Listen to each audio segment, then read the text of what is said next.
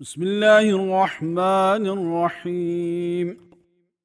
قد أفلح المؤمنون الذين هم في صلاتهم خاشعون والذين هم عن اللغو معرضون والذين هم للزكاة فاعلون والذين هم لفروجهم حافظون إلا على أزواجهم أو ما ملكت أيمانهم فإنهم غير ملومين. فمن ابتغى وراء ذلك فأولئك هم العادون. والذين هم لأماناتهم وعهدهم راعون والذين هم على صلواتهم يحافظون. أولئك هم الوارثون الذين يرثون الفردوس هم فيها خالدون. ولقد خلقنا الإنسان من سلالة من طين ثم جعلناه نطفة في قرار مكين ثم خلقنا النطفة علقة فخلقنا العلقة مزغة فخلقنا المزغة عظاما فكسونا العظام لحما ثم أنشأناه خلقا آخر فتبارك الله أحسن الخالقين. ثم إنكم بعد ذلك لميتون ثم إنكم يوم القيامة تبعثون. ولقد خلقنا فوقكم 7 طرائق وما كنا عن الخلق غافلين. وأنزلنا من السماء ماء بقدر فأسكناه في الأرض وإنا على ذهاب به لقادرون. فأنشأنا لكم به جنات من نخيل وأعناب لكم فيها فواكه كثيرة ومنها تأكلون. وشجرة تخرج من طور سيناء تنبت بالدهن وصبغ للآكلين. وإن لكم في الأنعام لعبرة نسقيكم مما في بطونها ولكم فيها منافع كثيرة ومنها تأكلون. وعليها وعلى الفلك تحملون. ولقد أرسلنا نوحا إلى قومه فقال يا قوم اعبدوا الله ما لكم من إله غيره أفلا تتقون. فقال الملأ الذين كفروا من قومه ما هذا إلا بشر مثلكم يريد أن يتفضل عليكم ولو شاء الله لأنزل ملائكة ما سمعنا بهذا في آبائنا الأولين إن هو إلا رجل به جنة فتربصوا به حتى حين. قال رب انصرني بما كذبون. فأوحينا إليه أن اصنع الفلك بأعيننا ووحينا فإذا جاء أمرنا وفارت النور فاسلك فيها من كل زوجين 2 وأهلك إلا من سبق عليه القول منهم ولا تخاطبني في الذين ظلموا إنهم مغرقون. فإذا استويت أنت ومن معك على الفلك فقل الحمد لله الذي نجانا من القوم الظالمين وقل رب أنزلني منزلا مباركا وأنت خير المنزلين إن في ذلك لآية وإن كنا لمبتلين ثم أنشأنا من بعدهم قرنا آخرين فأرسلنا فيهم رسولا منهم أن اعبدوا الله ما لكم من إله غيره أفلا تتقون وقال الملأ من قومه الذين كفروا وكذبوا بلقاء الآخرة وأترفناهم في الحياة الدنيا ما هذا إلا بشر مثلكم يأكل مما تأكلون منه ويشرب مما تشربون ولئن أطعتم بشرا مثلكم إنكم إذا لخاسرون أيعدكم أنكم إذا متم وكنتم ترابا وعظاما أنكم مخرجون هيهات هيهات لما توعدون إن هي إلا حياتنا الدنيا نموت ونحيا وما نحن بمبعوثين إن هو إلا رجل افترى على الله كذبا وما نحن له بمؤمنين قال رب انصرني بما كذبون قال عما قليل ليصبحن نادمين فأخذتهم الصيحة بالحق فجعلناهم غثاء فبعدا لقوم الظالمين ثم أنشأنا من بعدهم قرونا آخرين ما تسبق من أمة أجلها وما يستأخرون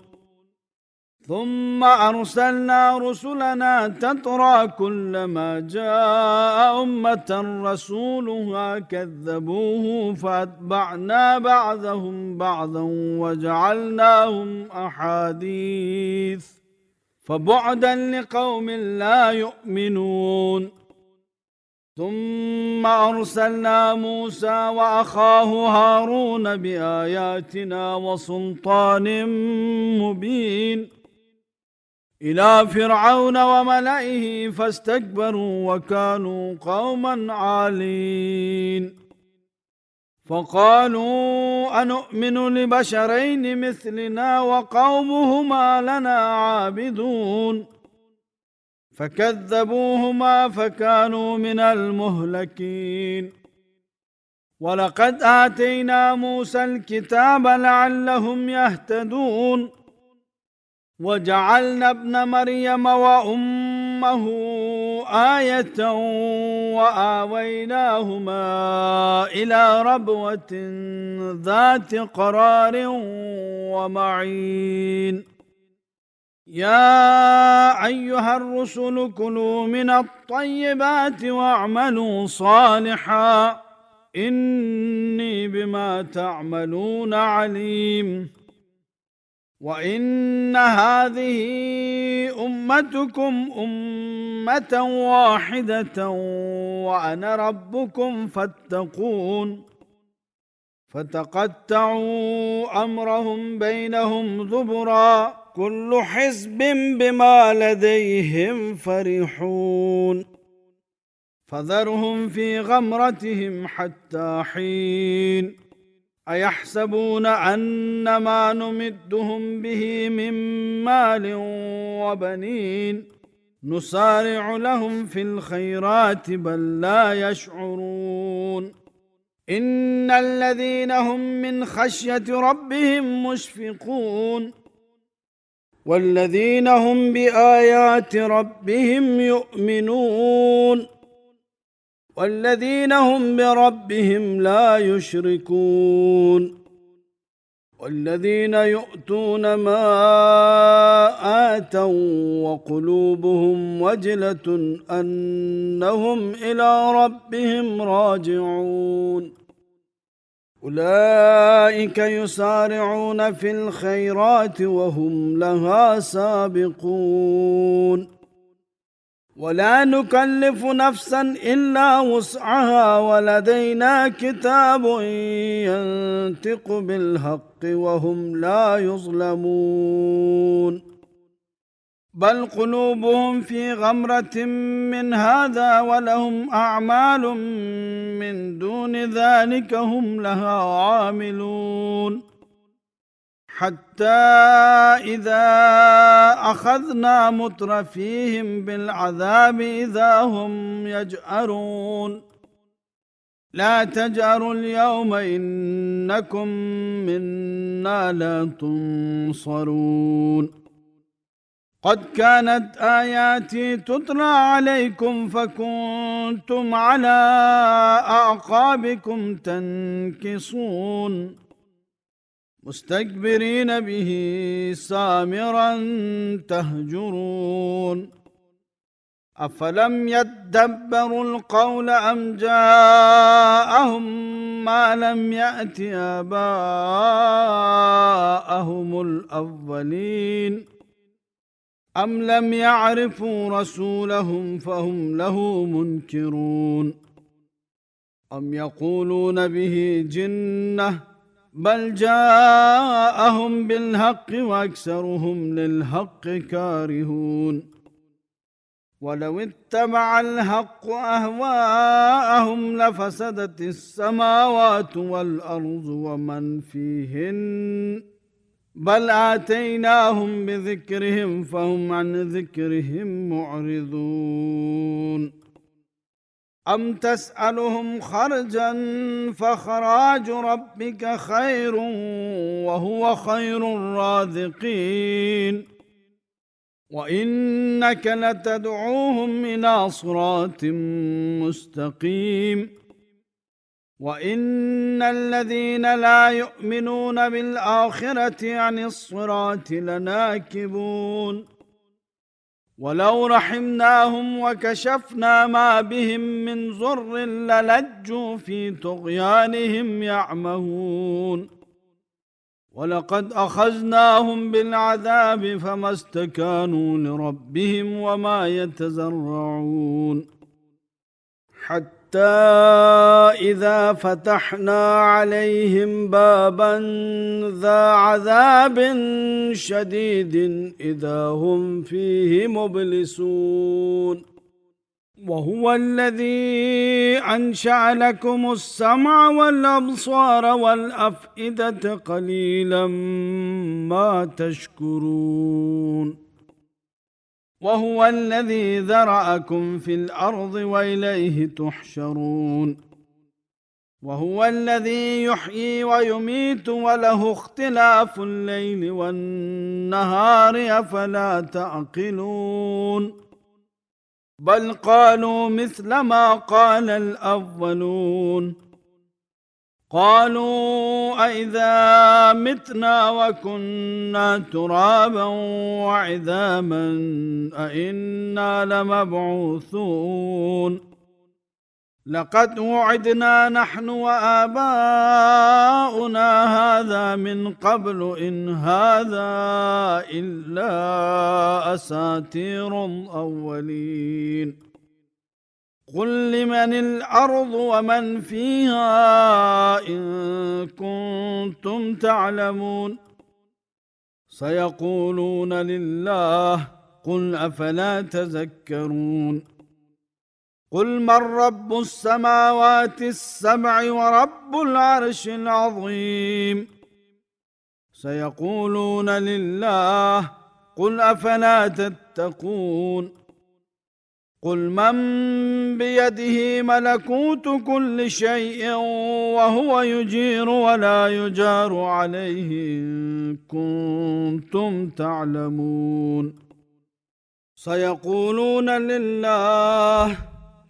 قل فأنى تسحرون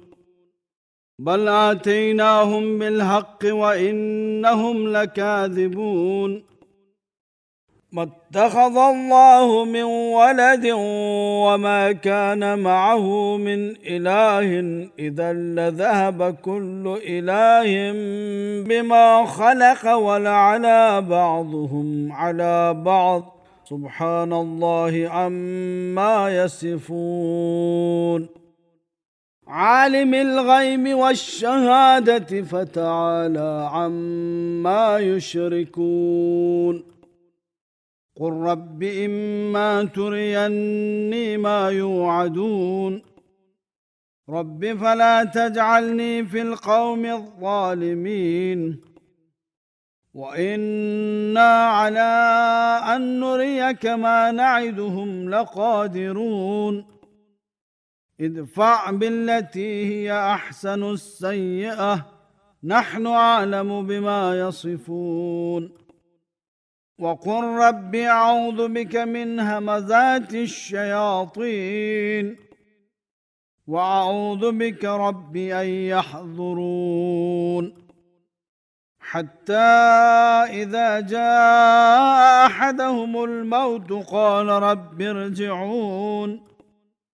لعلي أعمل صالحا فيما تركت كلا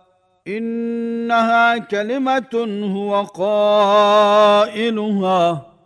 ومن ورائهم برزخ إلى يوم يبعثون فإذا نفخ في الصور فلا أنساب بينهم يومئذ ولا يتساءلون فمن ثقلت موازينه فأولئك هم المفلحون ومن خفت موازينه فأولئك الذين خسروا أنفسهم في جهنم خالدون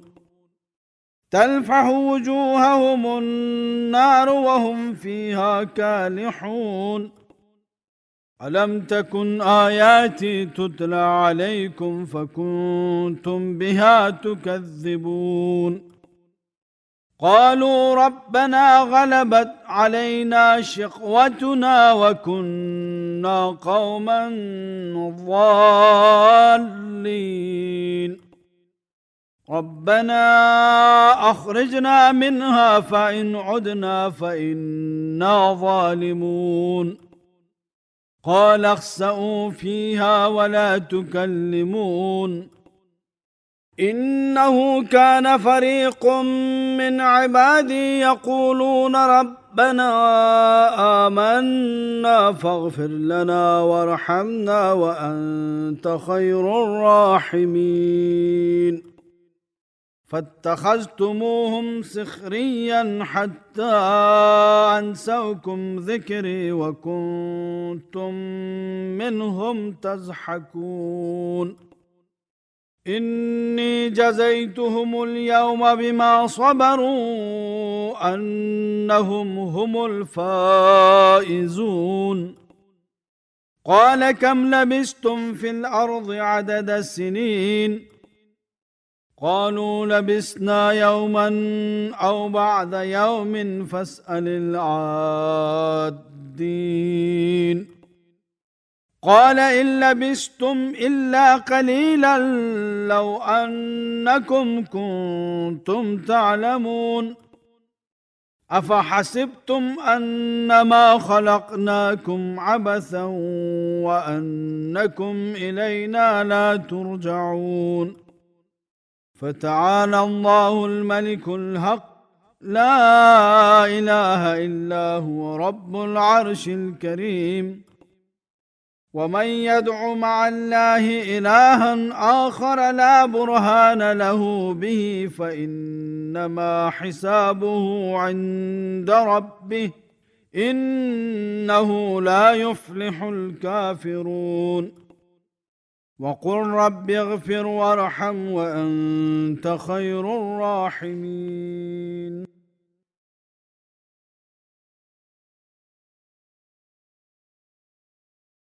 بسم الله الرحمن الرحيم. سورة أنزلناها وفرضناها وأنزلنا فيها آيات بينات لعلكم تذكرون. الزانية والزاني فاجلدوا كل واحد منهما 100 جلدة ولا تأخذكم بهما رأفة في دين الله إن كنتم تؤمنون بالله واليوم الآخر وليشهد عذابهما طائفة من المؤمنين. الزاني لا ينكح إلا زانية أو مشركة والزانية لا ينكحها إلا زان أو مشرك وحرم ذلك على المؤمنين. والذين يرمون المحصنات ثم لم يأتوا ب4 شهداء فاجلدوهم 80 جلدة ولا تقبلوا لهم شهادة أبدا وأولئك هم الفاسقون. إلا الذين تابوا من بعد ذلك وأصلحوا فإن الله غفور رحيم. والذين يرمون أزواجهم ولم يكن لهم شهداء إلا أنفسهم فشهادة أحدهم 4 شهادات بالله إنه لمن الصادقين. والخامسة أن لعنة الله عليه إن كان من الكاذبين. ويدرأ عنها العذاب أن تشهد 4 شهادات بالله إنه لمن الكاذبين. والخامسة أن غضب الله عليها إن كان من الصادقين. ولولا فضل الله عليكم ورحمته وأن الله تواب حكيم. إن الذين جاءوا بالإفك عصبة منكم لا تحسبوه شرا لكم بل هو خير لكم لكل امرئ منهم ما اكتسب من الإثم والذي تولى كبره منهم له عذاب عظيم. لولا إذ سمعتموه ظن المؤمنون والمؤمنات بأنفسهم خيرا وقالوا هذا إفك مبين. لولا جاءوا عليه ب4 شهداء فإذ لم يأتوا بالشهداء فأولئك عند الله هم الكاذبون. ولولا فضل الله عليكم ورحمته في الدنيا والآخرة لمسكم فيما أفضتم فيه عذاب عظيم. إذ تلقونه بألسنتكم وتقولون بأفواهكم ما ليس لكم به علم وتحسبونه هينا وهو عند الله عظيم. ولولا إذ سمعتموه قلتم ما يكون لنا أن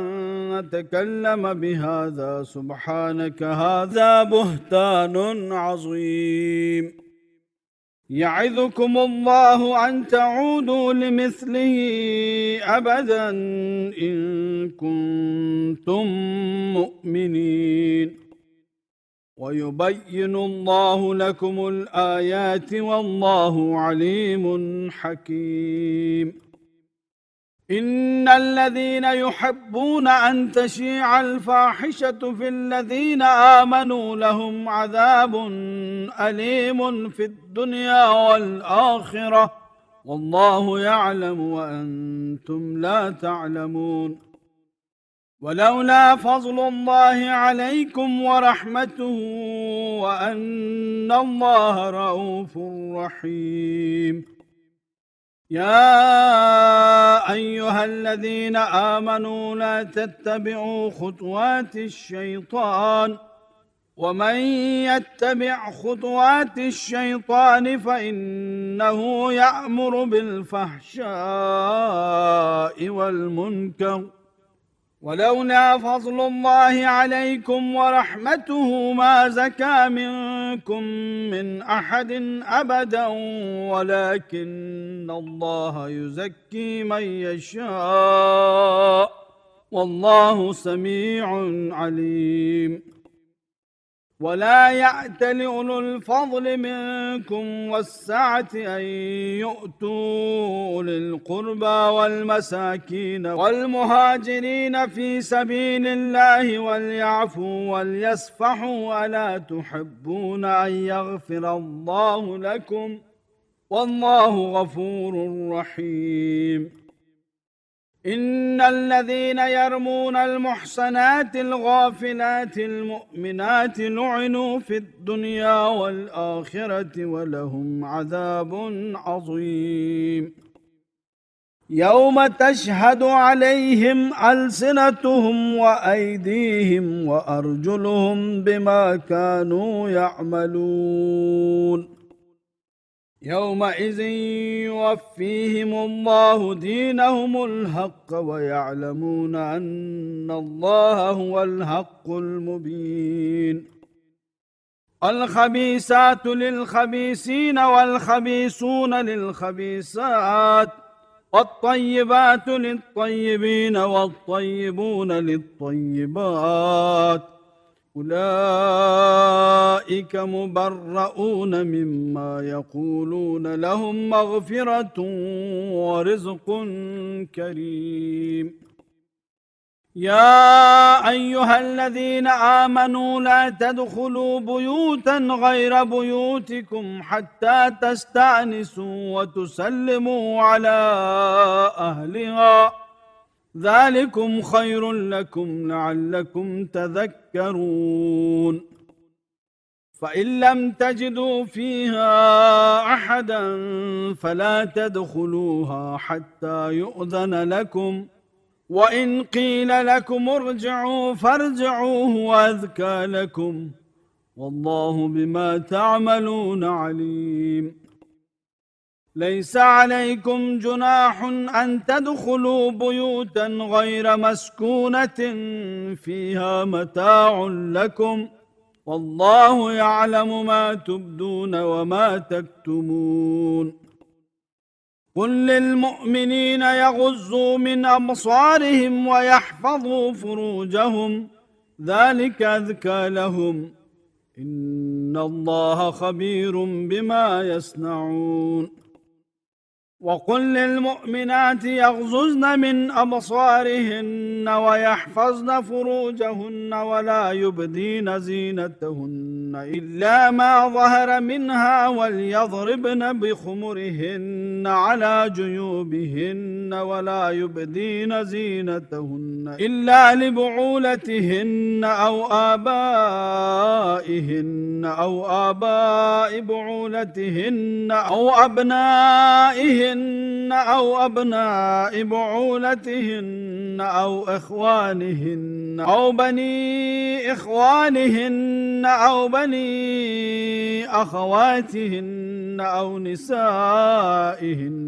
أو ما ملكت أيمانهن أو والتابعين غير أولي الإربة من الرجال أو الطفل الذين لم يظهروا على عورات النساء ولا يضربن بأرجلهن ليعلم ما يخفين من زينتهن وتوبوا إلى الله جميعا أيها المؤمنون لعلكم تفلحون وأنكحوا الأيام منكم والصالحين من عبادكم وإمائكم إن يكونوا فقراء يغنهم الله من فضله والله واسع عليم وليستعفف الذين لا يجدون نكاحا حتى يغنيهم الله من فضله والذين يبتغون الكتاب مما ملكت أيمانكم فكاتبوهم إن علمتم فيهم خيرا وآتوهم مما لله الذي آتاكم ولا تكرهوا فتياتكم على البغاء إن أردنا تحسنا لتبتغوا عرض الحياة الدنيا ومن يكرههن فإن الله من بعد إكراههن غفور رحيم ولقد أنزلنا إليكم آيات مبينات ومثلا من الذين خلوا من قبلكم وموعظة للمتقين الله نور السماوات والأرض مثل نوره كمشكاة فيها مصباح المصباح في زجاجة الزجاجة كأنها كوكب دري يوقد من شجرة مباركة زيتونة لا شرقية ولا غربية يكاد زيتها يضيء ولو تمسسه نور على نور يهدي الله لنوره من يشاء ويضرب الله الأمثال للناس والله بكل شيء عليم في بيوت أذن الله أن ترفع ويذكر فيها اسمه يسبح له فيها بالغدو والآصال رجال لا تلهيهم تجارة ولا بيع عن ذكر الله وإقام الصلاة وإيتاء الزكاة يخافون يوما تتقلب فيه القلوب والأبصار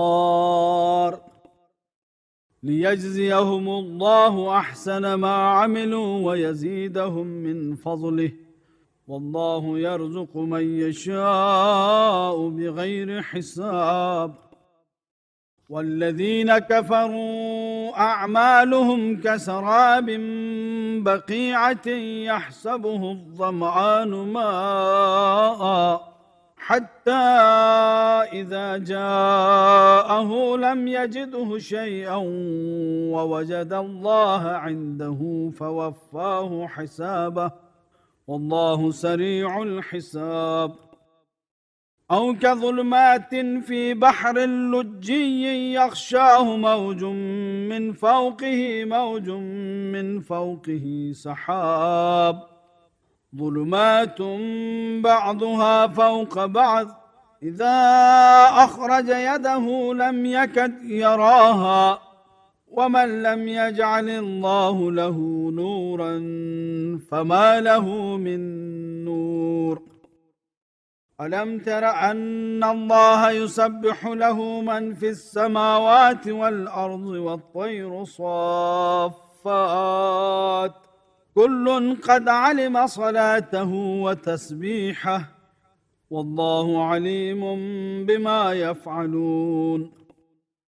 ولله ملك السماوات والأرض وإلى الله المصير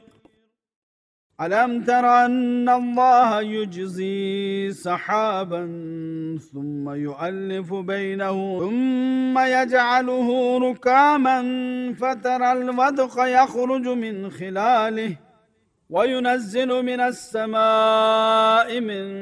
جبال فيها من برد ويصيب به من يشاء ويصرفه عن من يشاء يكاد سنا برقه يذهب بالأبصار يقلب الله الليل والنهار إن في ذلك لعبرة لأولي الأبصار والله خلق كل دابة من ماء فمنهم من يمشي على بطنه ومنهم من يمشي على رجلين ومنهم من يمشي على 4 يخلق الله ما يشاء إن الله على كل شيء قدير لقد أنزلنا آيات مبينات والله يهدي من يشاء إلى صراط مستقيم ويقولون آمنا بالله وبالرسول وأطعنا ثم يتولى فريق منهم من بعد ذلك وما أولئك بالمؤمنين وإذا دعوا إلى الله ورسوله ليحكم بينهم إذا فريق منهم معرضون وإن يكن لهم الحق يأتوا إليه مذعنين أفي قلوبهم مرض أم ارتابوا أم يخافون أن يحيف الله عليهم ورسوله بل أولئك هم الظالمون إنما كان قول المؤمنين إذا دعوا إلى الله ورسوله ليحكم بينهم أن يقولوا سمعنا وأطعنا وأولئك هم المفلحون ومن يطع الله ورسوله ويخشى الله ويتقه فأولئك هم الفائزون وأقسموا بالله جهد أيمانهم لئن أمرتهم ليخرجن قل لا تقسموا طاعة معروفة إن الله خبير بما تعملون قل أطيعوا الله وأطيعوا الرسول فإن تولوا فإنما عليه ما حمل وعليكم ما حملتم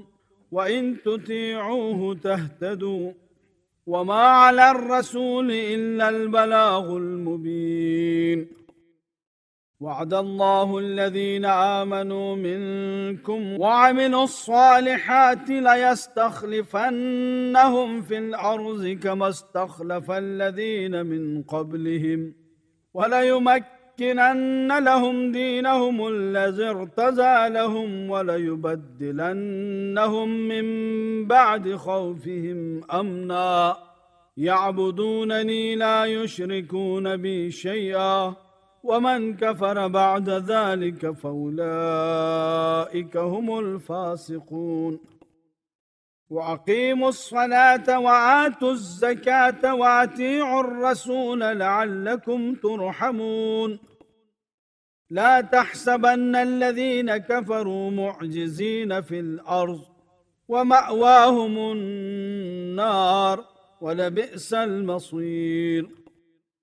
يا أيها الذين آمنوا ليستأذنكم الذين ملكت أيمانكم والذين لم يبلغوا الحلم منكم 3 مرات من قبل صلاة الفجر وحين تضعون ثيابكم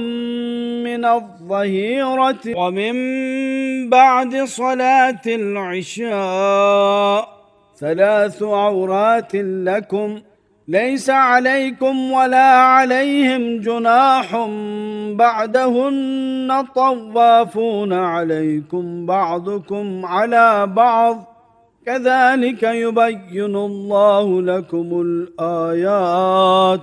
والله عليم حكيم. وإذا بلغ الأطفال منكم الحلم فليستأذنوا كما استأذن الذين من قبلهم كذلك يبين الله لكم آياته والله عليم حكيم.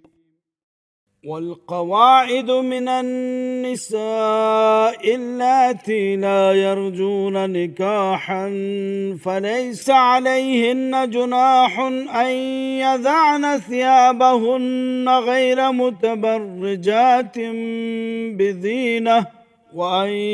يستعففن خير لهن والله سميع عليم. ليس على الأعمى حرج ولا على الأعرج حرج ولا على المريض حرج ولا على أنفسكم أن تأكلوا من بيوتكم أو بيوت آبائكم أو بيوت أمهاتكم أو بيوت إخوانكم أو بيوت أخواتكم أو بيوت أعمامكم أو بيوت عماتكم أو بيوت أخوالكم أو بيوت خالاتكم أو ما ملكتم مفاتحه أو صديقكم ليس عليكم جناح أن تأكلوا جميعا أو أشتاتا فإذا دخلتم بيوتا فسلموا على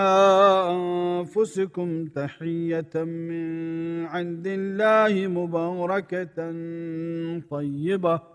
كذلك يبين الله لكم الآيات لعلكم تعقلون.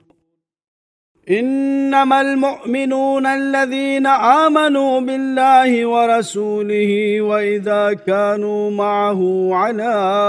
أمر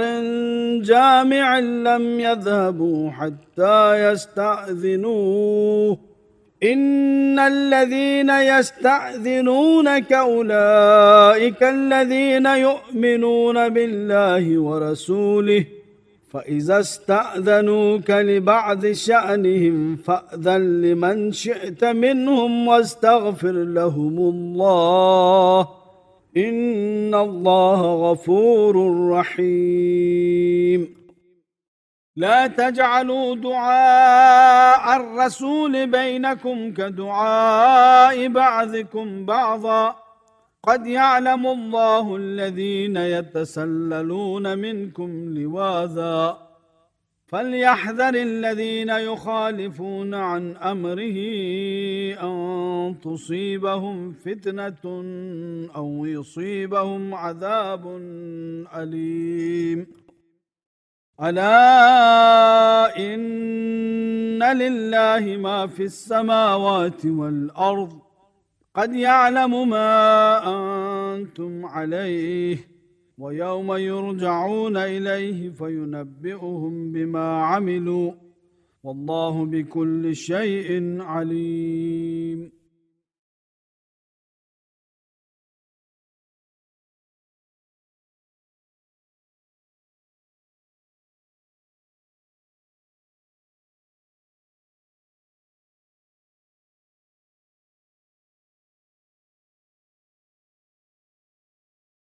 بسم الله الرحمن الرحيم. تبارك الذي نزل الفرقان على عبده ليكون للعالمين نذيرا الذي له ملك السماوات والأرض ولم يتخذ ولدا ولم يكن له شريك في الملك وخلق كل شيء فقدره تقديرا واتخذوا من دونه آلهة لا يخلقون شيئا وهم يخلقون ولا يملكون لأنفسهم ضرا ولا نفعا ولا يملكون موتا ولا حياة ولا نشورا وقال الذين كفروا إن هذا إلا إفك افتراه وعانه عليه قوم آخرون فقد جاءوا ظلما وزورا وقالوا أساطير الأولين اكتتبها فهي تملى عليه بكرة وأصيلا قل أنزله الذي يعلم السر في السماوات والأرض إنه كان غفورا رحيما وقالوا ما لهذا الرسول يأكل الطعام ويمشي في الأسواق لولا أنزل إليه ملك فيكون معه نذيرا أو يلقى إليه كنز أو تكون له جنة يأكل منها وقال الظالمون إن تتبعون إلا رجلا مسحورا انظر كيف ضربوا لك الأمثال فضلوا فلا يستطيعون سبيلا تبارك الذي إن شاء جعل لك خيرا من ذلك جنات تجري من تحتها الأنهار ويجعل لك قصورا بل كذبوا بالساعة واعتدنا لمن كذب بالساعة سعيرا إذا رأتهم من مكان بعيد سمعوا لها تغيظا وزفيرا وإذا ألقوا منها مكانا ضيقا مقرنين دعوا هنالك ثبورا لا تدعوا اليوم ثبورا واحدا وادعوا ثبورا كثيرا قل أذلك خير أم جنة الخلد التي وعد المتقون كانت لهم جزاء ومصيرا لهم فيها ما يشاءون خالدين كان على ربك وعدا مسئولا ويوم يحشرهم وما يعبدون من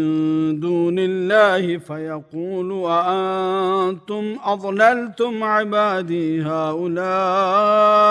أم هم ضلوا السبيل قالوا سبحانك ما كان ينبغي لنا أن نتخذ من دونك من أولياء ولكن متعتهم وآباءهم حتى نسوا الذكر وكانوا قوما بورا فقد كذبوكم بما تقولون فما تستطيعون صرفا ولا نصرا ومن يظلم منكم نذقه عذابا كبيرا وما أرسلنا قبلك من المرسلين إلا إنهم ليأكلون الطعام ويمشون في الأسواق وجعلنا بعضكم لبعض فتنة أتصبرون وكان ربك